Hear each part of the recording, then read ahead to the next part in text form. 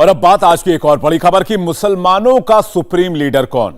देवबंद से लेकर हैदराबाद तक इसी की चर्चा है। जमीयत उलेमाए हिंद जो मुसलमानों की सबसे बड़ी रहनुमाई का दावा करती है, उसे अब मजलिस से चैलेंज मिल रहा है। 1927 में बनी AIMIM अब राजनीतिक रूप से जमीयत उलेमाए हिंद से काफी आगे निकल गई है और अब दोनों मुसलमानों की बात करके खुद को मुस्लिमों का सुप्रीम लीडर बताना चाह रहे हैं। तो हमें शरीयत को मजबूती से पकड़ना है। क्यों नहीं बोलते? मुसलमान कहां जाएगा? इसको डराओ, दौड़ते में आएगा हमारे पास। जरूरत पड़ेगी तो दारुल रस्म को आबाद करेंगे इंशाअल्लाह, और ये किसी और के फैसले से नहीं होगा, ये आपके फैसले से होगा। बीजेपी और संघ परिवार मिलकर भारत के मुसलमानों के खिलाफ एक ऐलान जंग कर चुके हैं।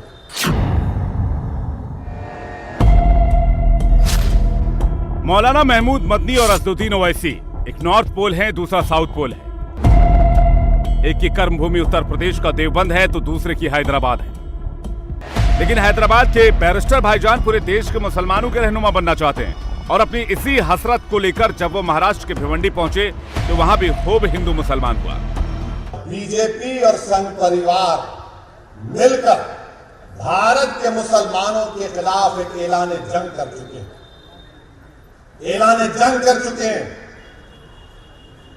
और हमारी हर तहजीब की हर निशानी को मिटाना चाहते हैं, हर चीज को मिटा देना चाहते हैं।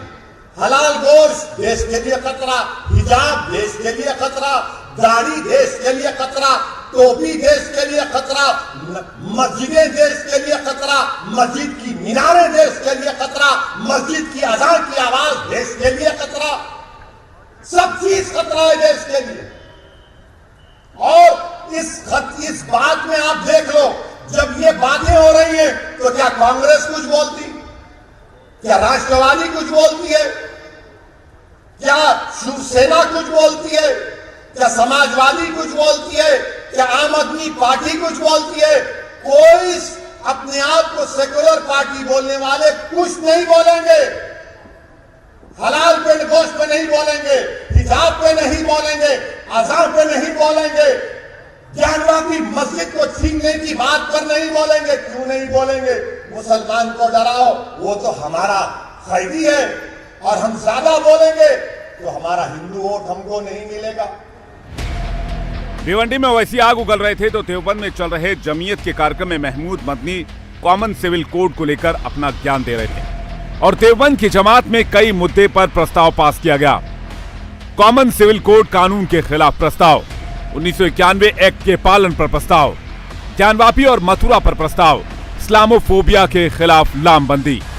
यूनिफॉर्म सिविल कोड की तजवीज से मुताल्लिक ये कहना चाहता हूं, कानून कोई बन जाए, अगर मुसलमान शरीयत पर चलने का अज़्म कर ले तो कोई कानून उसका रास्ता नहीं रोक सकता। मैं ये कह रहा हूं कि तलाक देने का तरीका, अगर मुसलमान तैयार हो जाए कि वो तलाक नहीं देगा। आज सुबह मैं बैठा था जुनूब के नुमाइंदों के साथ हमारे, मैं अर्ज कर रहा था उनसे, निकाह होने से पहले बच्चियों और बच्चों की तरबियत होनी चाहिए, और निकाह उसका होगा ही नहीं जिसके पास जिसने तरबियत न ली हो और तरबियत का सर्टिफिकेट ना हो, चाहे इसमें देर लगे। उनको समझाया जाए कि तलाक का इस्तेमाल किस मौके पे करना है और किस तरह करना है। अब वो कहते हैं लो जी तुम तो तलाक दे ही नहीं सकते, तो हम कहते हैं हाँ तुम्हारे कानून के हिसाब से हम तलाक नहीं दे सकते, शरीयत के हिसाब से हम जैसे दे सकते हैं सही करके वो हम देंगे, और अगर दोनों कबूल करेंगे तो उसका रास्ता कौन रोकेगा? कोई रोक सकता है उसका रास्ता? तो हमें शरीयत को मजबूती से पकड़ना है। जिस मौलाना मदनी ने प्रस्ताव पास किया उनका इतिहास क्या है, जमीयत क्या है, पहले इसको समझ लीजिए। जमीयत उलेमाए हिंद नवंबर 1919 में अस्तित्व में आई। इसके अधिकांश संस्थापक देवबंदी विद्वान थे। जमीयत उलेमाए हिंद खुद को भारत का सबसे सबसे बड़ा मुस्लिमों का संगठन बताता है। जमीयत का उद्देश्य इस्लामी मान्यताओं, उसकी पहचान, विरासत और पूजा स्थलों की सुरक्षा करना है। मुसलमानों के नागरिक, धार्मिक, सांस्कृतिक और शैक्षिक अधिकारों की सुरक्षा का उद्देश्य भी है। साथ ही मुसलमानों के लिए सामाजिक, शैक्षिक और धार्मिक सुधार करना है। 1919 में शुरू हुआ जमीयत का बागडोर 1940 में मदनी परिवार के पास आ गई और तब से इसी परिवार के पास है। महमूद मदनी के दादा हुसैन अहमद मदनी 31 जुलाई 1940 में जमीयत उलेमाए हिंद के अध्यक्ष बने और 5 दिसंबर 1957 तक इसके अध्यक्ष रहे। 2 साल बाद उनके बेटे मौलाना सैयद असद मदनी 11 अगस्त 1973 को सदर बने और ताउम्र यानी 6 फरवरी 2006 तक जमीयत के अध्यक्ष बने रहे। यह संगठन इस परिवार की ताकत बन गया है और इसके सदस्यों और मुरीदों की संख्या बहुत बड़ी है। लेकिन मौलाना सैयद असद मदनी की मौत के बाद जमीयत के प्रमुख बनने के लिए फूट पड़ गई। जमीयत अब उनके छोटे भाई मौलाना सैयद अरशद मदनी और उनके बेटे मौलाना सैयद महमूद मदनी के बीच विभाजित है। पहला गुट जमीयत उलेमाए हिंद अरशद का है, जिसका नाम अरशद मदनी के नाम पर रखा गया है, और दूसरा गुट जमीयत उलेमाए हिंद महमूद है, जिसका नाम महमूद मदनी के नाम पर रखा गया है। देवबंद में मदनी जमीयत के लोगों को शरीयत का पाठ पढ़ा रहे थे, तो भिवंडी में ओवैसी नगर निगम चुनाव के लिए गुणा गणित बिठा रहे थे और नवाब मलिक के नाम पर विक्टिम कार्ड खेल रहे थे। जब राष्ट्रवादी कांग्रेस के मुखिया जनाब शरद पवार साहिब दिल्ली जाकर दिल्ली के बादशाह नरेंद्र मोदी से मुलाकात करते हैं, तो मीडिया ने रिपोर्ट किया कि शरद पवार साहिब ने देश के प्रधानमंत्री जो इस वक्त भारत के बादशाह बने बैठे हैं उनसे कहा कि संजय राउत पर कुछ मत करो, उसको जेल में मत ले जाओ, उसके खिलाफ इंक्वायरी मत करो। मैं पूछना चाह रहा हूं राष्ट्रवादी कांग्रेस के लोगों से, उनको नवाब मलिक क्यों याद नहीं आया? नवाब मलिक का नाम लेना था ना। जब देश के प्रधानमंत्री से मिल रहे तो आप ही के पार्टी का नवाब मलिक है, उसके बारे में भी बोल देते कि नवाब मलिक को भेजा, जेल में डाला गया, मगर नवाब मलिक का नाम नहीं आया। किसका नाम आया? शिवसेना के संजय का नाम आया। तो क्या संजय मलिक से ज्यादा अजीज हो गया राष्ट्रवादी कांग्रेस को? यह हकीकत है, मेरी बात को याद रखो आप। हैदराबाद से निकलकर ओवैसी अपनी पैठ जमाना चाहते हैं। औरंगाबाद लोकसभा सीट तो ओवैसी के कब्जे में है। अब भिवंडी में भी ओवैसी ललकार रहे हैं। लेकिन सियासत से दूरी बना चुके मौलाना मदनी भी देवबंद में सियासी सुर ही छेड़ रहे थे। मदनी की तकरीर में हिंदू मुसलमान का जिक्र तो हुआ ही, पाकिस्तान पर भी बात छिड़ गई। हम तुम्हें बताने की कोशिश कर रहे हैं, डराने की नहीं कर रहे। तुम डराते हो, हम सिर्फ बता रहे हैं कि डराना बंद कर दो, अपनों को भी डराना बंद कर दो और जिनको तुम गैर समझते हो उनको भी डराना बंद कर दो। और हम गैर नहीं हैं, इस मुल्क के शहरी हैं। वो मुल्क हमारा है, ये अच्छी तरह समझ लीजिए, ये हमारा मुल्क है और जो हमारी जिम्मेदारी है इस मुल्क के लिए वो हम निभाएंगे हर हाल में इंशाअल्लाह। कोई समझौता नहीं होगा उसके ऊपर। हमारा मजहब अलग है जरूर, हमारा लिबास अलग है, हमारी तहजीब भी अलग है, हमारे खाने पीने का तरीका भी अलग है। और तुमको अगर बर्दाश्त नहीं है हमारा मजहब तो तुम कहीं और चले जाओ।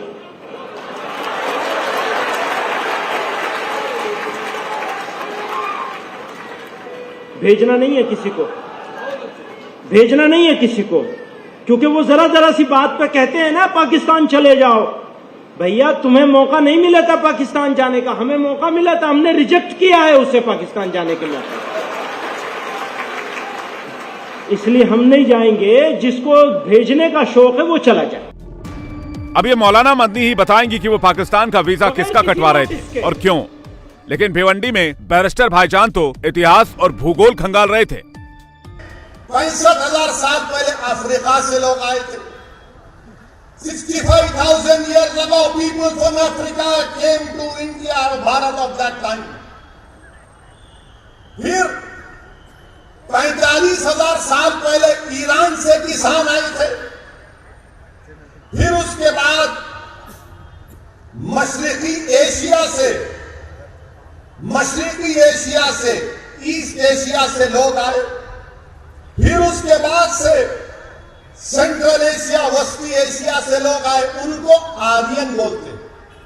तो 4 किस्म का माइग्रेशन हुआ, अफ्रीका से, ईरान से, और तीसरा हुआ मशरिकी एशिया से, जिसको स्टेट पैस्टोरलिस्ट कहते हैं। चौथा वस्ती एशिया से, जिनको आर्यन कहते हैं। ये 4 आए तो भारत बना। अब भारत किसका है मालूम आपको?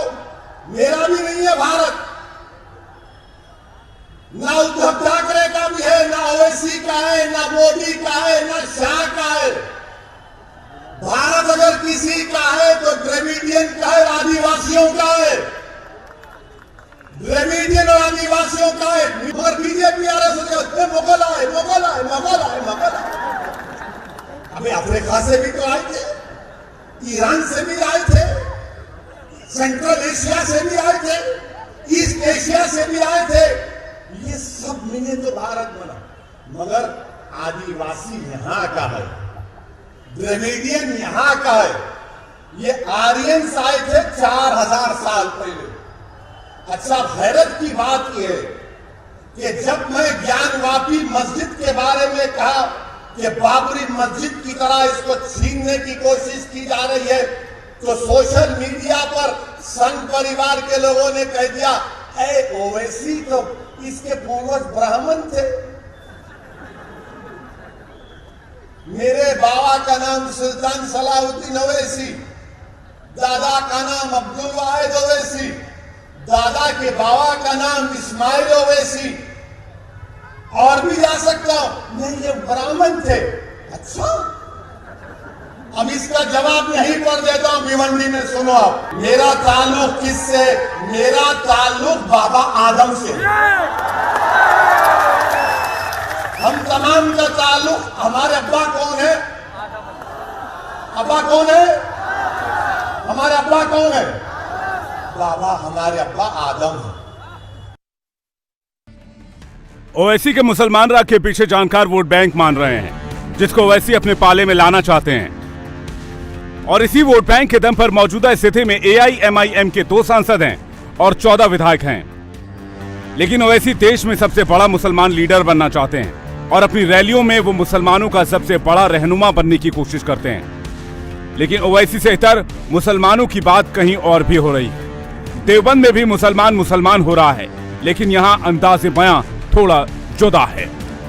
जुल्म बर्दाश्त कर लेना, अन्याय अत्याचार को सह लेना, गालियां खा लेना, बेइज्जत हो जाना और बेइज्जत होकर भी खामोश रह जाना, देखो हमसे सीखे।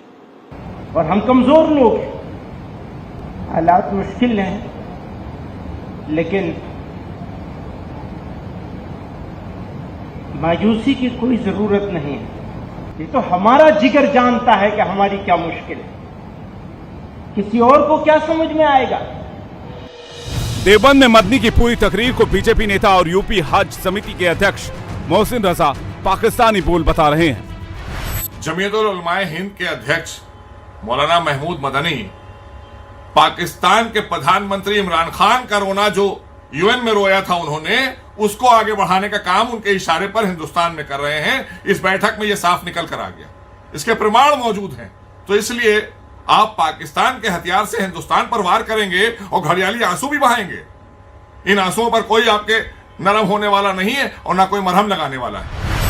मदनी पर गुस्सा केवल मोहसिन रजा हो ऐसा भी नहीं है, बल्कि मदनी पर मुसलमानों की सबसे बड़ी पैरोकार बनने का दावा करने वाली AIMIM भी आग बबूला है।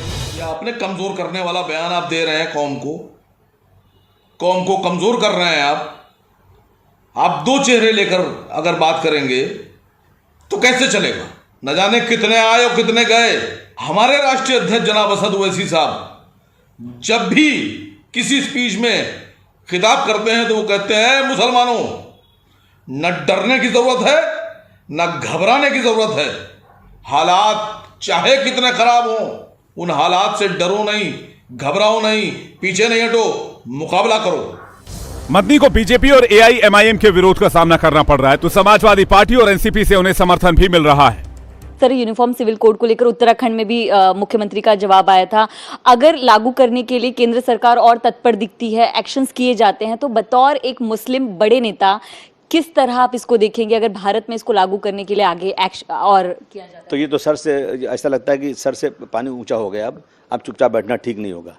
मैं कहूँगा मुस्लिम personal law board, Jamaat Islami, जमात उलमा, मिल्ली कौंसिल, जो देश की बड़ी बड़ी ऑर्गेनाइजेशन, मुस्लिम ऑर्गेनाइजेशन है जिस पे काम कर रहे हैं, वो सर जोड़ के बैठें और हुक्म करें क्या करना है, वही हम करेंगे जो वो कहेंगे। कि देवबंद में मदनी साहब ने मुसलमानों की जमात में आज जो बातें कही हैं, बहुत हद तक उसमें ज़मीनी सच्चाई के आज मुसलमानों के साथ इस मुल्क में क्या हो रहा है। देवबंद में जिस मौलाना मदनी की अध्यक्षता में कॉमन सिविल कोड समेत कई मुद्दों पर प्रस्ताव पारित किए गए, उनके बारे में भी थोड़ा जान और समझ लेते हैं। मौलाना महमूद मदनी देश के मुस्लिम संगठन जमीयत उलेमाए हिंद के प्रमुख हैं।